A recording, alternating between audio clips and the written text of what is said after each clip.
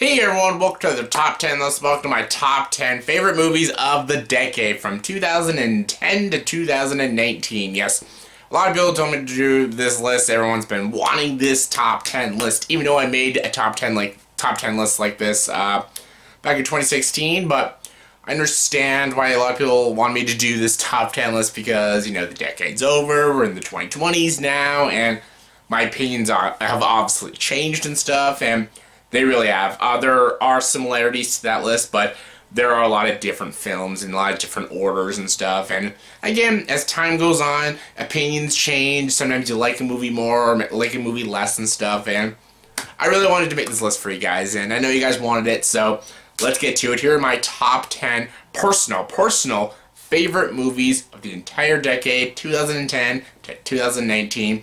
Let's get to it. And as always, before top 10 lists, you gotta have your honorable mentions. My honorable mentions are Harry Potter and the Deathly Hallows Part 1 and Part 2, The Descendants, War for the Planet of the Apes, Sing Street, The Nice Guys, Boyhood, Django Unchained, The Martian, and A Star is Born. All great films, just gonna make the top 10 list. Redeeming my top 10 was my number 10. My number 10 is last year's Once Upon a Time in Hollywood. The more times, especially now owning it on Blu-ray, I've seen it now 4 times, and now watching it, I love this movie. It is my front runner to win the Best Picture at the Academy Awards. Do I think it'll win? Maybe not, because, you know, fucking Parasite has a big chance of winning, 1917. Rightfully so, because both of those movies are fantastic, but Once Upon a Time in Hollywood is a love letter to old school 1960s cinema. I think 1960s and 1970s cinema is probably the best era of cinema, so it's just really cool to see a Tarantino film in that time period also tackling the Manson murders and stuff is really awesome. As part of some of my favorite characters in movies of last year with Rick Dalton and Cliff Booth, probably some of my favorite friendships in movies. I love these two. I think Leo and Brad are both fantastic, and I can't wait to see Brad Pitt win his Oscar for this, and just, it's so good. It has one of the best climaxes to a movie I've seen in so long, and just, sorry, hairball. And it's just a really well written screenplay by Quentin Tarantino. It's super well directed. It's also very, very funny. It's got great dialogue and just a lot of great moments, and just, I love everything about Once Upon a Time in Hollywood, and easily one of my favorite films of the decade. Coming at number 9 is Midnight in Paris. Yes, say what you will about the guy Woody Allen. He can make some great films. Like, I love Annie Hall, Manhattan Murder Mystery, Mighty Aphrodite, Match Point. All very, very good films. Nothing matches up to Midnight in Paris. I think this is his best film. It's his best screenplay. It's got the most creative idea about this guy named Gil, and he's basically this very, you know, over-eccentric, very narcissistic guy and stuff, and he wants to become a brilliant author.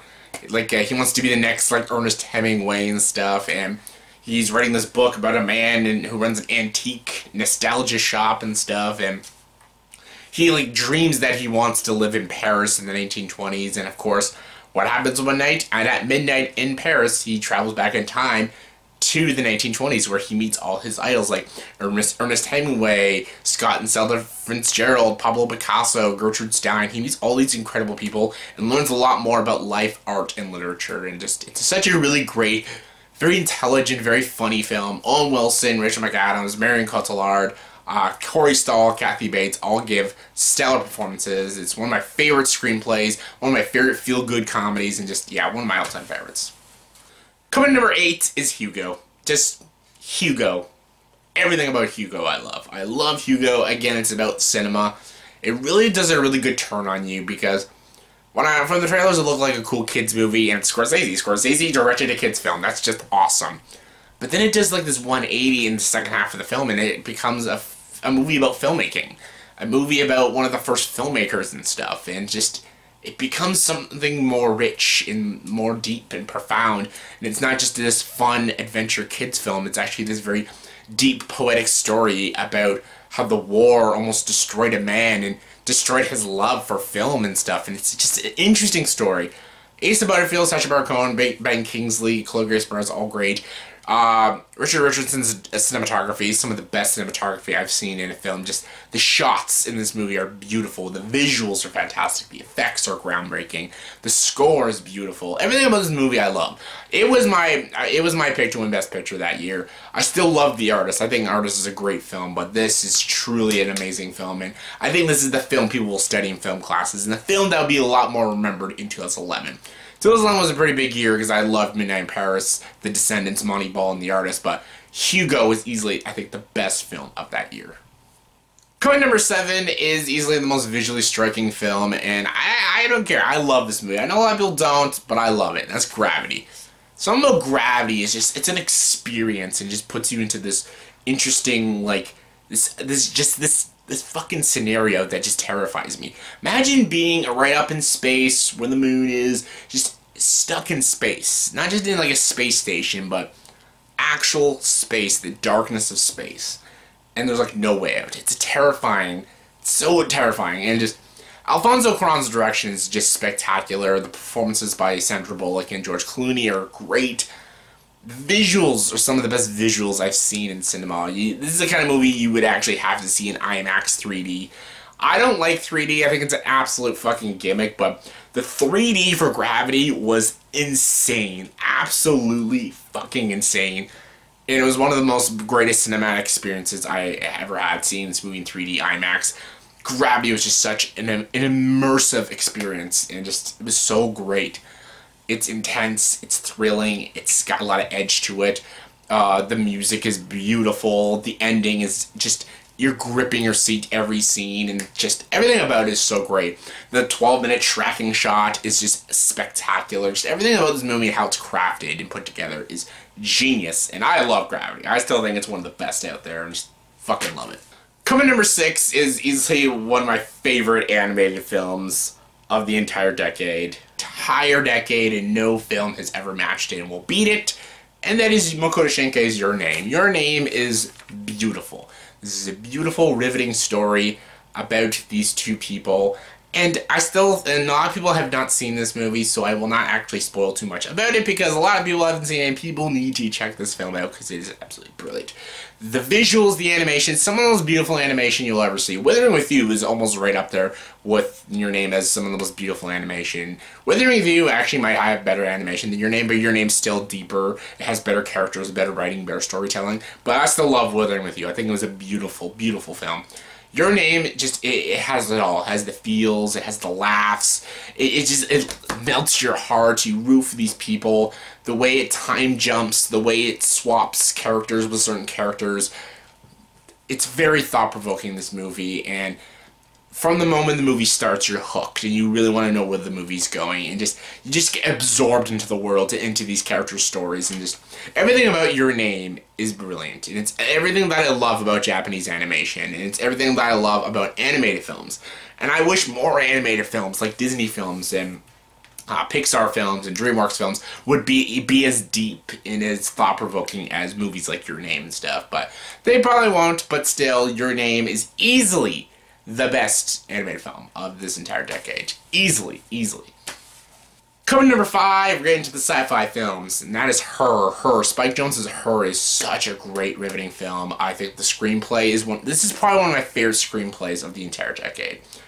Spike Jonze did an amazing job. He really learned from the best, like Charlie Kaufman. I felt like Charlie Kaufman wrote this movie.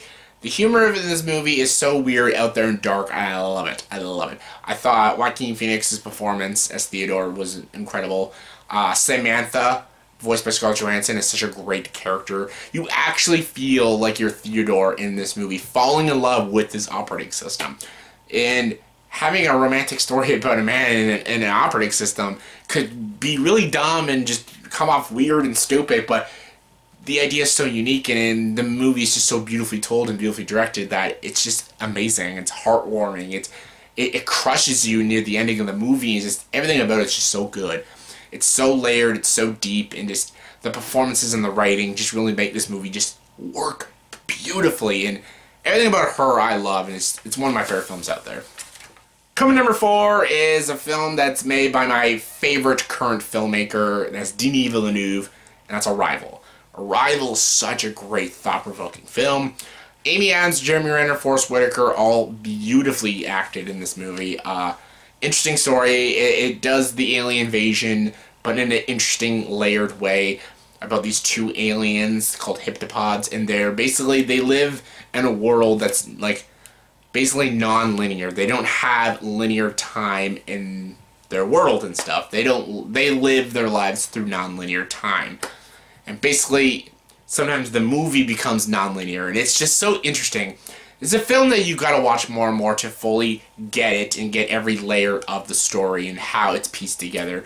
Denis Villeneuve's direction is absolutely spectacular. Amy Adams is basically, I think this is one of her best performances, and this is such a rich film and such an interesting film, and just, I love a film that can challenge you intellectually this way, and that's why Arrival is easily one of my favorite films of the decade. Easily. Coming number 3 is Whiplash. Whiplash is such a great, intense film, great dramatic story, 2 great performances. Miles Teller, amazing. J.K. Simmons, probably one of my favorite performances, and he's like one of the best asshole characters ever. He probably gives some of my favorite lines in any movie this decade, like, hey, ain't no fucking Mars bar down there. That's not your boyfriend's dick, don't you come early. And, oh yeah, actually, speaking of Whiplash, actually, yeah, actually just found this the other day. Not kidding you. Is my ticket back in 2014 at the Barrie Film Festival of Whiplash. This is when I first saw Whiplash. I got to see it a little early and stuff. Pretty fucking cool, huh? So weird that I found this. Yeah, I was like, I'm surprised I found it. I thought I threw this away, but yeah, I remember going to the film festival and seeing Whiplash with my mother and sister. We all loved it. It's such a great film. Damien Chazelle, it made me fall in love with Damien Chazelle's work and stuff, and then he made La La Land a few years later, and I loved La La Land, but Whiplash, terrific movie about music, and about how chasing your dream can almost drive you crazy. It's just fantastic film, one of my favorites.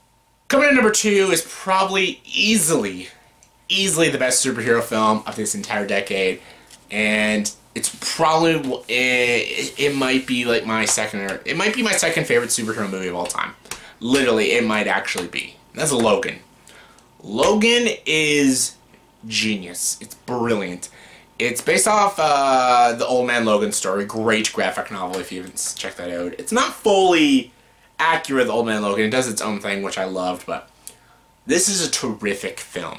This transcends superhero genres. This is not just a superhero film. This is an amazing post-apocalyptic, modern Western sort of movie. This is a movie not just for superhero fans. This is a movie just for film lovers in general, and action movie lovers, and thrillers, and just deep, dramatic story lovers. Like, this is a terrific, terrific film.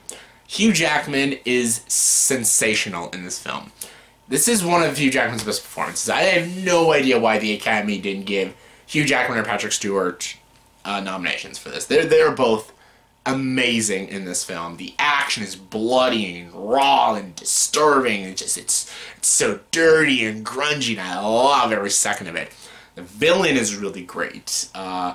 X-23, Daphne Keane is amazing in this film.